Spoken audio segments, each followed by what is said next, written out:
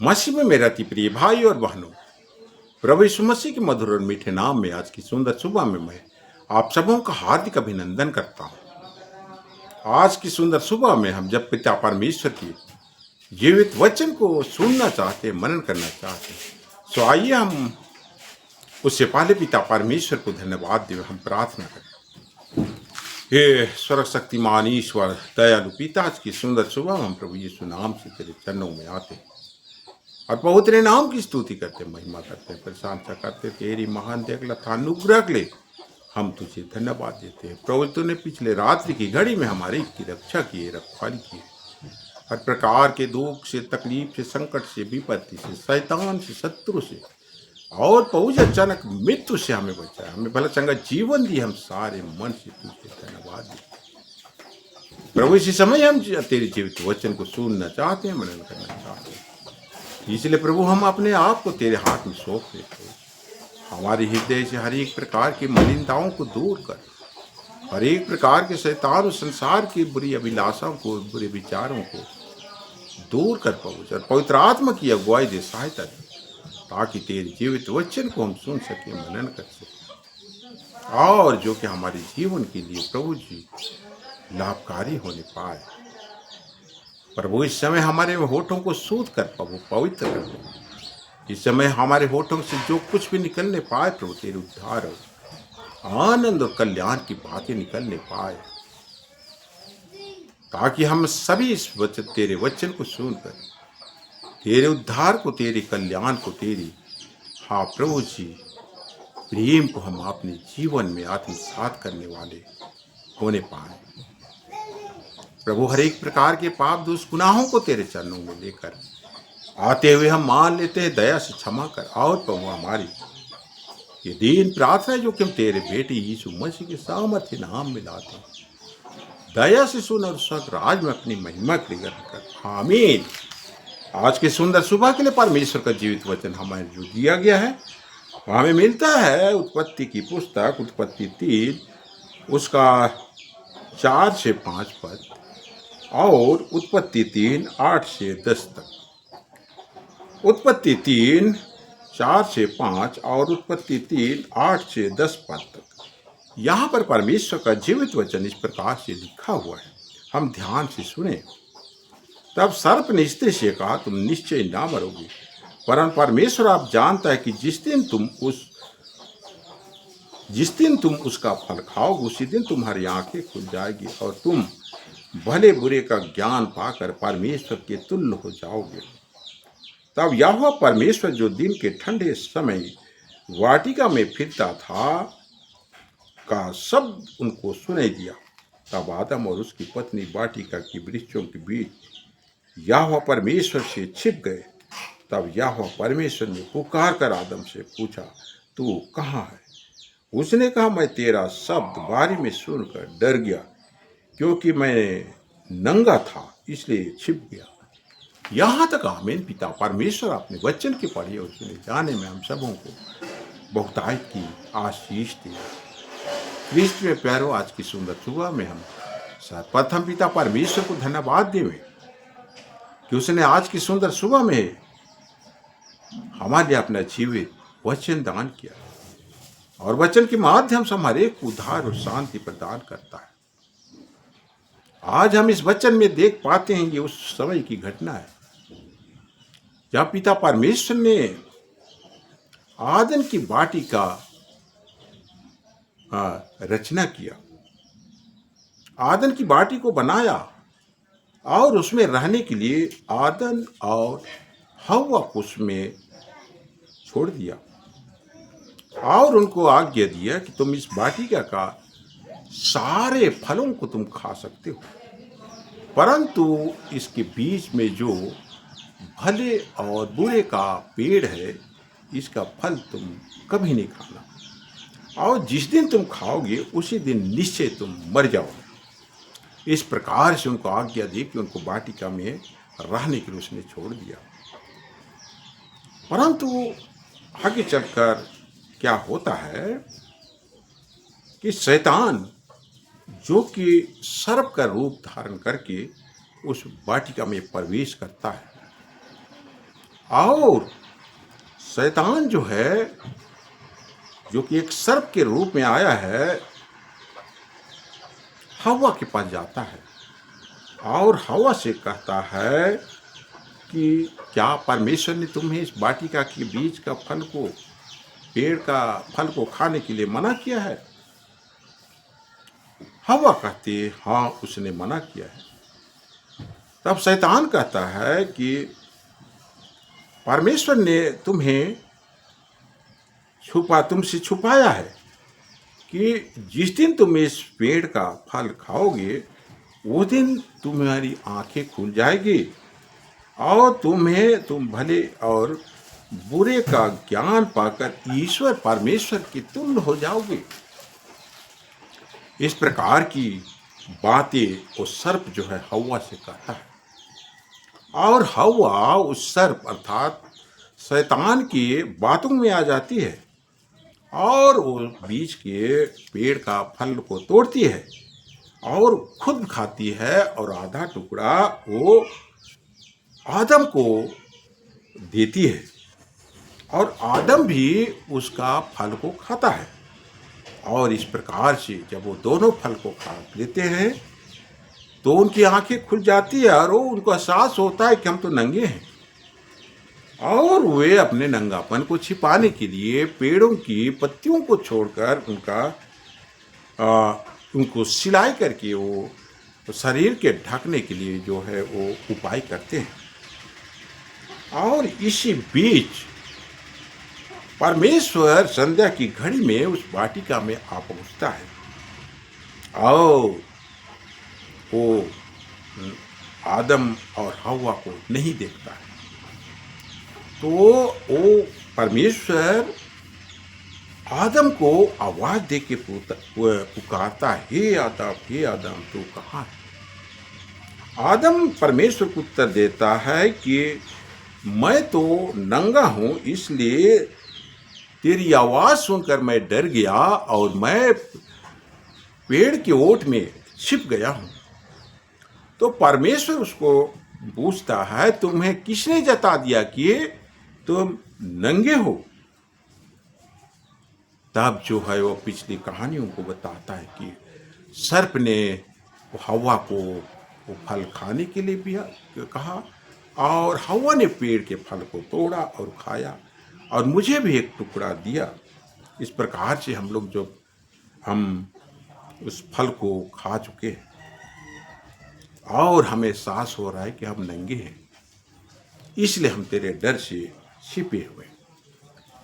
ख्रिस्त में प्यारो, आदम की वाटिका में हम सर्वप्रथम सृष्टि की उत्पत्ति के बाद दो आवाजों को सुन पाते हैं। एक आवाज है शैतान की ओर से है, जो कि सर्वप्रथम हव्वा को आवाज लगाती है, और दूसरा आवाज हम देखते हैं यहाँ परमेश्वर पिता का आवाज होता है, पुकार होता है, जो कि वो आदम को पुकारता है। शैतान की आवाज में क्या छुपा है? शैतान की आवाज में विनाश छुपा हुआ है, मृत्यु छुपा हुआ है और दंड छुपा हुआ है। शैतान जो है हव्वा को बहकाकर उसके परमेश्वर की आज्ञाओं को तोड़ने के लिए बाध्य करता है और परमेश्वर की आज्ञाओं को, चेतावनियों को तोड़ती है, और उसी प्रकार से आदम भी उसका हिस्सेदार बन जाता है। और जो है आदम उस फल को खाता है, वो भी परमेश्वर की आज्ञाओं को उल्लंघन करता है और वो दोनों सर्वप्रथम पाप में गिर जाते हैं। फिर भी परमेश्वर पिता यहाँ पर आदम के ऊपर दया करता है। आदम के प्रति जो उसका प्रेम है उसको वो दूर नहीं करता है। जब आदम और हव्वा नंगे थे और वो छुप रहे थे और अपने तनों को ढकने के लिए पत्तों को सिलाई करके वो कपड़े बना रहे थे, उस परिस्थिति में परमेश्वर उनके ऊपर दया करता है और उसने पशुओं का वस्त्र बना के, चमड़े का वस्त्र बना के उनको पहनाता है। इस प्रकार हम देखते हैं कि परमेश्वर की आवाज में जो है दया है, करुणा है, प्रेम है। और शैतान की आवाज में हम देखते हैं विनाश है, संकट है, कष्ट है और हर एक प्रकार की मुसीबतें हैं। ख्रीस्त में प्यारो, आज यही दो आवाजें जो है पूरे संसार में गूंज रही है।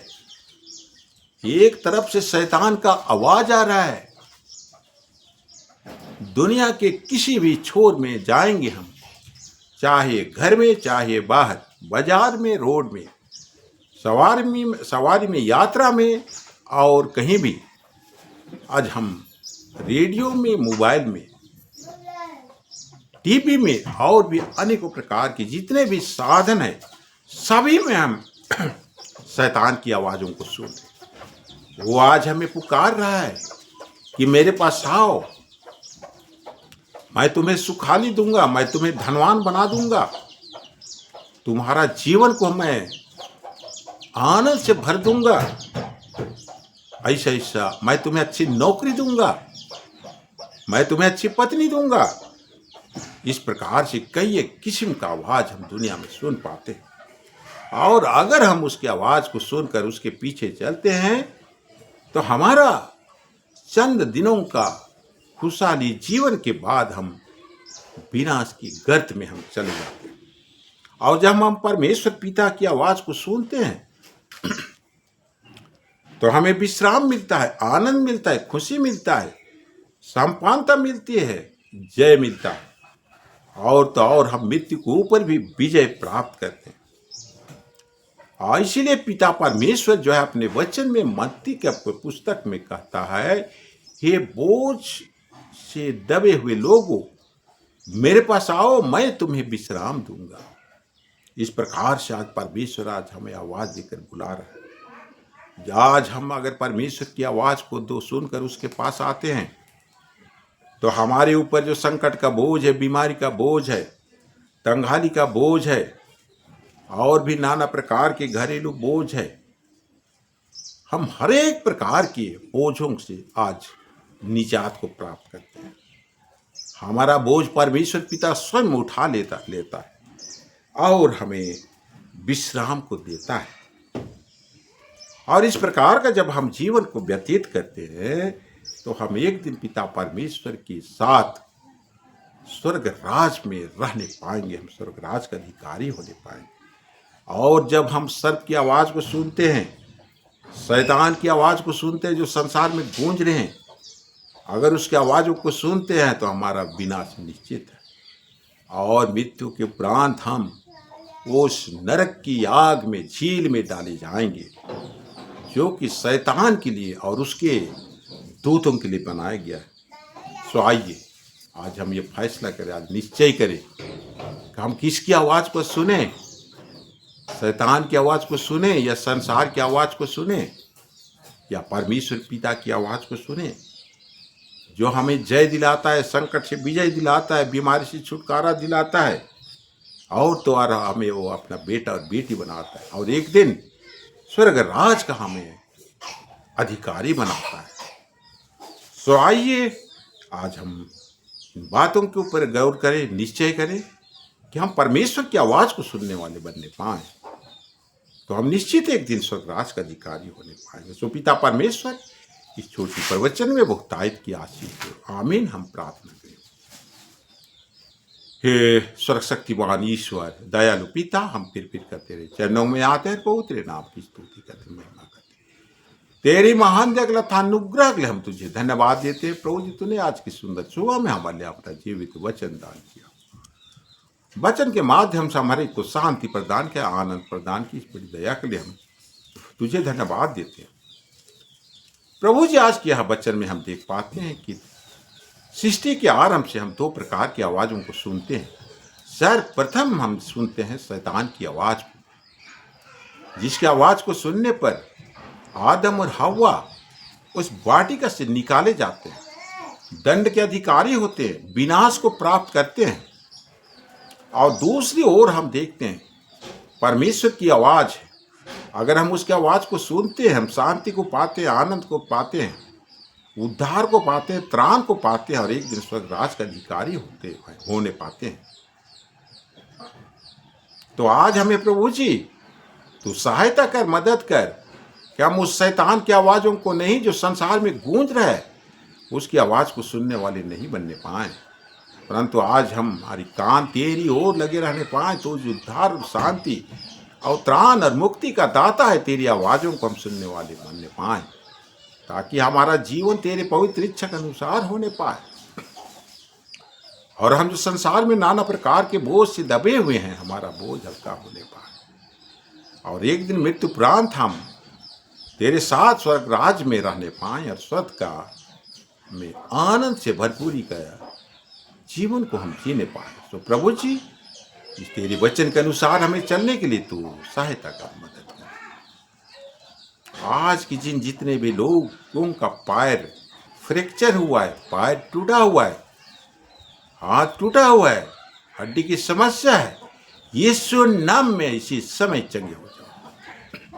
हर एक हृदय रोगी, किडनी रोगी, ब्लड प्रेशर का रोगी, शुगर का रोगी, यीशु नाम में चंगे हो जाओ।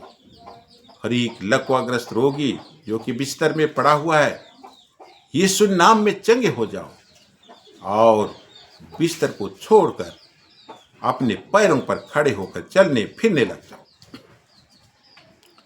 और एक आदमी जिसका कि ब्रेन हेमरेज हुआ है, आईसीयू में भर्ती है, मृत्यु और जीवन की लड़ाई लड़ रहा है, यीशु नाम में आज के दिन वो आईसीयू से बाहर निकले पाए और वो चंगे होने पाए और उनका जीवन आज 50 साल 60 साल और भी ज्यादा बढ़ने पाए। हर एक परिवार जिसके घर में आज शांति, लड़ाई झगड़ा है, यीशु नाम में शांति आने पाए। हर एक वो घर जिसके घर में तंगहाली का जीवन है, गरीबी का जीवन है, यीशु नाम में आज उनका जीवन में भरपूरी आने पाए। हर एक मनुष्य जो कि नौकरी पेशा की तलाश में है, हम उनको इस सरकारी नौकरी मन मिलने की आशीष प्रदान करते हैं। हर एक लोगों का जिनका भी आज शादी का साल गिरा है, उनके शादी का साल गिरा को हम मुबारकबाद देते हैं। हर एक मनुष्य जिसका आज जन्मदिन है, ईश्वर ने उनके जीवन में एक दिन और जोड़ा है, उनके लंबे जीवन की हम कामना करते हैं, उनके खुशहाल जीवन की हम कामना करते हैं। हर एक परिवार जो कि आज गलत संगति में है, नाना प्रकार की नशा में ग्रस्त है, यीशु नाम उनके परिवार से बुरी आदतें दूर होने पाए, हमारे सुनने वालों के घर से लड़ाई झगड़ा दूर होने पाए, ईर्ष्या द्वेष दूर होने पाए, हर एक प्रकार का क्लेश दूर होने पाए, यीशु नाम में उनके घर में आज तेरा निवास होने पाए। हर एक पढ़ने लिखने वाले बच्चों को हम आशीष प्रदान करते हैं, वो तेरे ज्ञान और बुद्धि में वो पढ़ने पाए। हर एक छोटे छोटे बच्चे जो कि नाना प्रकार के बीमारी से ग्रस्त है, सर्दी जुकाम है, बुखार है, यीशु नाम में उनके ऊपर से हर प्रकार की बुखार दूर होने पाए। हर एक आदमी जो कि आज अकेला रहना चाहते हैं, आप वो अन्य लोगों को अपने साथ रहते हुए पसंद नहीं करते, यीशु नाम में ऐसे लोगों के बीच से आज ऐसी बुरी आदतें दूर होने पाए। हर एक प्रकार की समस्याएं, चाहे वो घर की हो चाहे बाहर की हो, हमारे सुनने वालों के घर से, परिवार से आज के दिन दूर हो जाओ। हम हमारे सुनने वालों के लिए मांगते हैं, उनके आने जाने में तो उनकी रक्षा कर, उनके प्राणों की तो रक्षा कर और उनके जीवन को तो आशीष प्रदान कर। हर एक सुनने वालों के ऊपर जो शैतान और दुष्ट आत्मा और बुरी आत्मा का कब्जा है, यीशु नाम में उन्हें छोड़कर इसी समय दूर हो जाओ, निकल जाओ और फिर कभी वापस नहीं आना। पवित्र आत्मा की शांति, पवित्र आत्मा की खुशी और स्वर्ग की रोशनी से आपका घर, आपका परिवार, आपका जीवन इसी समय भर जाए। अब हम अपने हर एक प्रकार के पाप दोष गुनाहों को तेरे चरणों में लेकर आते हुए मान लेते हैं, दया से क्षमा कर। और हमारी ये दीन प्रार्थना है जो कि हम तेरे बेटे यीशु मसीह के सामर्थ्य नाम में लाते, दया से सुन और स्वर्ग राज में अपनी महिमा के लिए ग्रहण कर। आमीन। और ईश्वर की शांति जो समस्त ज्ञान से परे ख्रिस्त यीशु में आप सबों के मन और हृदय और आत्मा की रक्षा करती रहे, अब से लेकर सदा लो। आमीन।